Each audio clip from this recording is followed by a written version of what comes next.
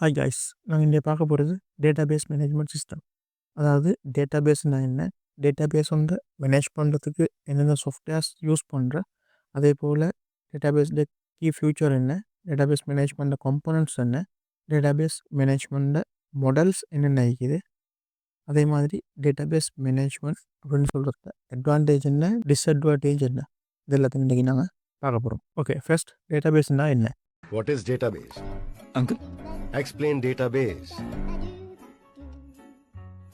Database is a subject matter of solicitation. Please remember document also known is a database. எந்த கோயில்ல என்ன கிழமை என்ன பிரசாதம் கிடைக்கும்னு ஒரு கம்ப்ளீட் டேட்டாபேஸே போட்டு வச்சிருக்கேன். அயோத்திய மண்டபத்துல எப்ப அக்கார வடசல் போடுவாங்க, அரசியல்வாதிங்க எப்ப அன்னதானம் போடுறாங்க, ஏஆர் ரஹ்மான் வீட்டுல என்னைக்கு பிரியாணி போடுறாங்க, விஜயகாந்த் ஆபீஸ்ல எப்ப கரிசோறு போடுறாங்க, எப்பப்ப எங்கெங்க என்னென்னலாம் கொடுப்பாங்கன்னு எனக்கு மட்டும்தான் தெரியும். இத பத்தியா 365 நாளைக்கு டீட்டெயிலா ஷெட்யூல் போட்டு இதுல வச்சிருக்கேன். இந்த விவரம் தான் என் மூலதனம். நான் உனக்கு தர்றது சோறு இல்ல தம்பி, information. Information is wealth. Database அப்படின்னு சொல்கிறது அன்றாடம் நாங்கள் வாழ்க்கையில் எங்களோட தேவைகளுக்காக சேமித்து வைக்கிற தரவுகள் தான் வந்து டேட்டாபேஸ் அப்படின்னு சொல்கிறேன். உதாரணத்துக்கு ஒரு பர்சனோட தேவைக்கு அவர் அதாவது தொலைபேசி இலக்கங்களை சேமித்து வைப்பார், அதே போல் முகவரிகளை வந்து சேமித்து வைப்பார், அதே மாதிரி பாடசாலைகளில் வந்து மாணவர்கள்ட, ஆசிரியர்கள்ட, வேலையாட்கள், பெற்றோர்கள், இது மாதிரி எல்லாத்த தகவல்களையும் வந்து சேமித்து வைப்பாங்க. ஸோ இதுக்கு தான் டேட்டாபேஸ் அப்படின்னு சொல்கிறது. நாங்கள் டேட்டாபேஸ்ன்றா என்ன அப்படின்னு சொல்லி அதை வரைவிலக்கணத்தை பார்ப்போம்னு சொன்னால், தரவுத்தளம் என்பது கணினியில் சேகரித்து தொகுத்து ஒழுங்கமைக்கப்பட்ட ஒன்றோடொன்று தொடர்புடைய தரவுகளின் தொகுதியாகும். இதில் உள்ள தரவுகளானது ஒரு கட்டமைப்புக்கு ஏற்ப தொகுத்து சேகரிக்கப்பட்டுள்ளதால் இலகுவாகவும் வேகமாகவும் தேடி பெற்றுக்கொள்ளக்கூடிய அமைப்பு காணப்படும். ஒரு தரவுத்தளமானது ஒன்று அல்லது ஒன்றுக்கு மேற்பட்ட அட்டவணைகளை கொண்டிருக்கும். இதுதான் வந்து அதோட வரைவிலக்கணம். ஓகே, நாங்கள் இப்போ டேட்டாபேஸ் அப்படின்னு சொன்னால் என்னன்னு பார்த்துட்டோம். அடுத்து டேட்டா அப்படின்னு சொன்னால் என்ன, அதாவது தரவுகள் அப்படின்னா என்ன, அதே போல் இன்ஃபர்மேஷன் தகவல்கள் அப்படின்னு சொன்னால் என்ன அப்படின்னு சொல்லி பார்ப்போம். தரவு அதாவது டேட்டா அப்படின்னு சொல்லப்படும் போது நாங்கள் என்ன விளங்கி கொள்றோம்னு சொன்னால், ஒரு முறை வழியாக்கப்படாத அல்லது ஒரு செயல்முறைக்கு உட்படுத்தப்படாத சரியாக தனித்தனியாக பிரித்து எங்களுக்கு ஒரு கருத்தை வந்து பெற்றுக்கொள்ள முடியாத எண்கள் அல்லது எழுத்துக்கள், சொற்கள் ஐக்கியலும், குறியீடுகள், வரைவுகள், ஒலிகள், காணொலிகள், இப்படி எல்லாத்தையும் வந்து நாங்கள் தரவுகள் அப்படின்னு சொல்லி சொல்லுவோம். உதாரணத்துக்கு ஒரு கிளாஸில் 70, 80, 90, 100 இப்படின்னு மார்க்ஸ் எடுத்துக்கிறாங்க இப்படின்னு சொல்கிறது இது தரவு.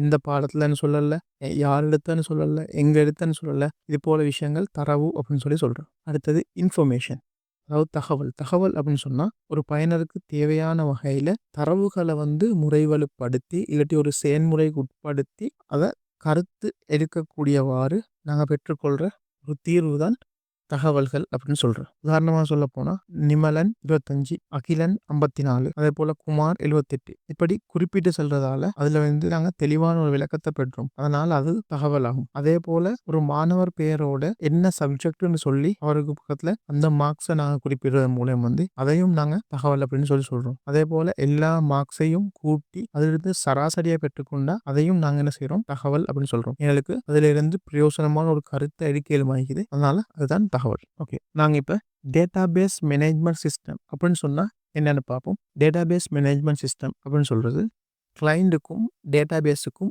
இடையில் ஒர்க் பண்ணுற அந்த சாஃப்ட்வேருக்கு தான் நாங்கள் டேட்டாபேஸ் மேனேஜ்மெண்ட் சிஸ்டம் அப்படின்னு சொல்லுவோம்.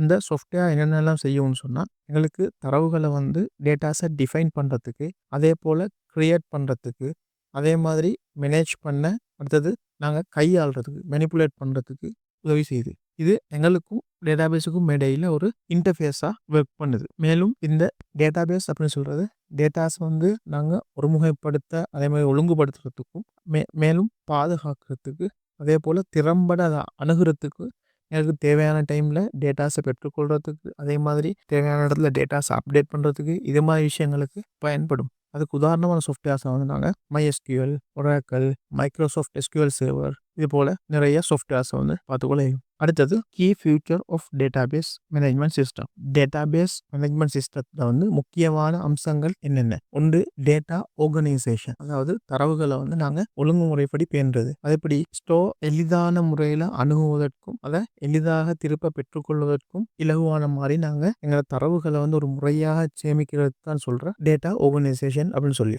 அடுத்தது டேட்டா செக்யூரிட்டி, அதாவது தரவு பாதுகாப்பு. தரவு பாதுகாப்பு அப்படின்னு சொல்லும்போது அங்கீகரிக்கப்படாத அணுகலில் இருந்து தரவுகளை பாதுகாக்கிற, அதாவது அனுமதிக்கப்படாத யாரும் வந்து தரவுகளை திருடவோ அதே போல் அதை எக்ஸஸ் பண்ணுறதுக்கோ அவங்களுக்கு அனுமதி இல்லை. அந்த அனுமதியிலிருந்து டேட்டாஸை பாதுகாக்கிறது தான் டேட்டா செக்யூரிட்டி அப்படின்னு சொல்கிறது. அடுத்தது டேட்டா இன்டெகிரிட்டி. டேட்டா இன்டெகிரிட்டின்னு சொன்னால் தரவுகள்கிட்ட வந்து ஒருமைப்பாடு, அதாவது ஒரு தரவின் துல்லியம் மற்றும் நிலைத்தன்மையை வந்து நாங்கள் பராமரிக்கிறது தான் சொல்கிறேன் டேட்டா இன்டெகிரிட்டி அப்படின்னு சொல்லி. அடுத்தது மல்டி யூஸ் அக்சஸ் அப்படின்னு சொன்னால் பல பயனர்கள் ஒரே நேரத்தில் அந்த தரவை வந்து அணுகக்கூடியவாறு வழிவகுக்கிறது தான் மல்டி யூஸ் அக்சஸ் அப்படின்னு சொல்கிறது. அடுத்தது பேக்கப் அண்ட் ரிகவரி.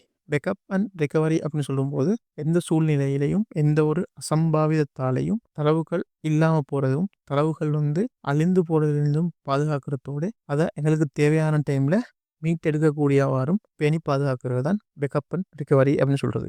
ஓகே, அடுத்தது நாங்கள் components of database management system. ஒரு தரவுத்தளத்தை திறம்பட நிர்வகிப்பதற்கு வந்து கையாளுகின்ற ஒன்றாக செயல்படும் பல கூறுகளை கொண்டது தான் இந்த காம்போனன்ட்ஸ் அப்படின்னு சொல்கிறது. இதில் நாங்கள் முக்கியமான சில கூறுகளை பார்ப்போம். நான் இதில் 10 கூறுகளை வந்து லிஸ்ட் பண்ணிக்கிறேன். ஒன்று ஹார்ட்வேர், அடுத்தது சாஃப்ட்வேர், அதே போல் டேட்டா, அதே மாதிரி யூசர்ஸ், அடுத்தது quarry processor, database engine, meta data, database schema, அடுத்தது கன்கரன்சி கண்ட்ரோல் சிஸ்டம், அடுத்தது backup and recovery system. Okay, நாங்கள் இப்போ ஒவ்வொன்றா பார்ப்போம். ஹார்ட்வேர். ஹார்ட்வேர் அப்படின்னு சொன்னால் நாங்கள் ஃபிசிக்கலாக தொட்டு உணரக்கூடியதை தான் ஹார்ட்வேர் அப்படின்னு சொல்லி சொல்லுவோம். நாங்கள் தொட்டு உணர முடியாததை சாஃப்ட்வேர் அப்படின்னு சொல்லி சொல்லுவோம். தொட்டு உணரக்கூடியது ஹார்ட்வேர் அப்படின்னு சொன்னால் அதில் என்னென்னலாம் அடங்கும்னு சொன்னால் சேவர்ஸ், அதே போல் ஸ்டோரேஜ் டிவைசஸ், அதே போல் கிளைண்ட் கம்ப்யூட்டர், இதெல்லாம் வந்து ஹார்ட்வேரில் அடங்கும். அடுத்தது சாஃப்ட்வேர். சாஃப்ட்வேருக்கு பார்க்கும்போது பயனருக்கும் டேட்டாபேஸுக்கும் இடையில் வேலை செய்யக்கூடிய இந்த சாஃப்ட்வேர்ஸ் தான் MySQL, Oracle, இதே போல் SQL Server இப்படின்ற சாஃப்ட்வேர்ஸ் எங்களுக்கு உதாரணமாக சொல்லலாம். அடுத்தது தரவு அப்படின்னு சொல்கிறது. தரவுன்னு சொல்கிறது டேட்டாபேஸில் ஒரு முக்கிய கூறு. டேட்டாபேஸில் தரவுகள் வந்து அட்டவணைகளாக பதிவு செய்யப்பட்டிருக்கும். உதாரணத்துக்கு சொல்ல போனால் எங்களுக்கு எம்ப்ளாயி டீட்டெயில்ஸை சொல்லலும். அதில் எம்ப்ளாயோட பேரிக்கும் அதே போல் ஐடிக்கும் அதே போல் அது அவர் எந்த டிபார்ட்மெண்ட்டில் ஒர்க் பண்ணுற அப்படின்ற அந்த டீட்டெயில்ஸ் எல்லாம் ஒரு அட்டவணையாக வந்து அந்த இடத்துல சேமிக்கப்பட்டிருக்கும். அடுத்தது யூசர்ஸ், பயனர். யூசர்ஸ் அப்படின்ற கொள்ள இதில் பல்வேறு வகையான யூசர்ஸ் அளிக்கிறாங்க. நாங்கள் முக்கியமான 3 யூசர்ஸில் பார்க்க போனோம்னு சொன்னால், ஃபர்ஸ்ட் தரவுத்தள நிர்வாகிகள், அதாவது டேட்டாபேஸ் அட்மினிஸ்ட்ரேட்டர். இவங்க தான் டேட்டாஸை மேனேஜ் பண்ணுறதுக்கு அதே போல் அப்டேட் பண்ணுறதுக்கு பொறுப்பானவங்க. அடுத்தது அப்ளிகேஷன் ப்ரோக்ராமர்ஸ். இவங்க யார் அப்படின்னு சொன்னால் டேட்டாபேஸோட இன்ட்ராக்ட் பண்ணுற விதத்தில் அப்ளிகேஷன்ஸில் டெவலப் பண்ணுறது தான் இவங்களோட வேலை. அடுத்தது என் யூசர்ஸ் அப்படின்னு சொன்னால் டேட்டாபேஸில் இருக்கிற டேட்டாஸை வந்து எக்ஸஸ் பண்ணக்கூடிய மற்றைய பயனர்கள். ஓகே, அடுத்தது டேட்டாபேஸ் என்ஜின். தரவுகளை சேமிக்கிறதுக்கு, அடுத்தது தேவையான டைமில் அதை மீட்டெடுத்து கொள்றதுக்கு, அதே போல் தரவுகளில் வந்து மாற்றங்கள் இருந்து அதை புதுப்பிக்க, அடுத்தது வந்து எங்களோட கோரிக்கைகளை கையாளுறதுக்கு, சரியா, இது போல் விஷயங்களுக்கு. மேலும் டேட்டாவை வந்து அக்யூரசி, அடுத்து இன்டெகிரிட்டி. நாங்கள் மேலே பார்த்தோம் இன்டெகிரிட்டி என்னன்னு சொல்லி. இன்டெகிரிட்டியை அடுத்து செக்யூரிட்டியை வந்து என்ஹான்ஸ் பண்ணுறது, என்ஷூர் பண்ணுறது தான் இந்த டேட்டாபேஸ் இன்ஜின் வேலை. ஓகே, அடுத்தது மெட்டா டேட்டா. மெட்டா டேட்டா அப்படின்னு சொன்னால் information about the structure of the database. டேட்டாபேஸை ஸ்ட்ரக்சரை பற்றின இன்ஃபர்மேஷன், அதே போல் டேபிள்ஸோட டெஃபினிஷன், அதே போல் டேட்டாபேஸை ஃபீல்ட்ஸ் ஓவன் டேப் டைப்ஸ், இதுகளை பற்றின தகவல்கள் தான் நாங்கள் மெட்டா டேட்டா அப்படின்னு சொல்கிறோம். இதை சுருக்கமாக சொல்ல போனால் தரவு பற்றிய தரவு அப்படின்னு சொல்லி குறிப்பிடுறோம். அடுத்து டேட்டாபேஸ் ஸ்கீமா. டேட்டாபேஸ் ஸ்கீமா என்றால் த logical structure that define how data is organized within the database. அதாவது தரவுத்தளத்தில் வந்து தரவுகள் எவ்வாறு ஒழுங்கமைக்கப்படுகிறது என்பதை வந்து வரையறுக்கிறது தான் டேட்டாபேஸ் ஸ்கீமா அப்படின்னு சொல்கிறது.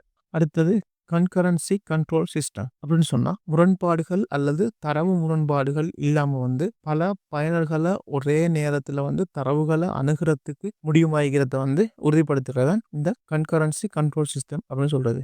அடுத்தது backup and recovery system. Backup and recovery சிஸ்டம்னு சொன்னால் பயனருக்கு தேவையான நேரத்தில் தேவையான தரவுகளை வந்து எந்த ஒரு பேரழிவுகிட்ட இருந்தும் பாதுகாத்து தேவையான டைமில் மீட்டு கொடுக்குறது தான் இந்த பேக்கப் அண்ட் ரிகவரி சிஸ்டத்துடைய ஒர்க். டேட்டாபேஸ்னா என்ன, டேட்டாக்கும் இன்ஃபர்மேஷனுக்கும் இடையில உள்ள வித்தியாசம் என்ன, அதே போல் டேட்டாபேஸ் மேனேஜ்மெண்ட் சிஸ்டம்னா என்ன, டேட்டாபேஸ் மேனேஜ்மெண்ட் சிஸ்டத்துடைய கீ ஃபீச்சர்ஸ் என்ன, அதே போல் கம்பனன்ட்ஸ் என்ன, இந்த 5 ஹெட்டிங்ஸையும் நாங்கள் இன்றைக்கி இந்த வீடியோவில் டிஸ்கஸ் பண்ணினோம். அடுத்தது டேட்டாபேஸ் மேனேஜ்மெண்ட் சிஸ்டத்துடைய மாடல்ஸ், அதே போல் அட்வான்டேஜ் என்ன, டிஸ்அட்வான்டேஜ் என்ன, இந்த 2 ஹெட்டிங்ஸையும் நெக்ஸ்ட் வீடியோவில் நாங்கள் டிஸ்கஸ் பண்ணுவோம். இதுவரைக்கும் யாரும் இந்த சேனலை சப்ஸ்கிரைப் பண்ணாமல் வீடியோஸ் பார்த்துட்டு இருக்கிறீங்க அப்படின்னு சொன்னால் சப்ஸ்கிரைப் பண்ணி பெல் ஐக்கனை கிளிக் பண்ணிக்கோங்க.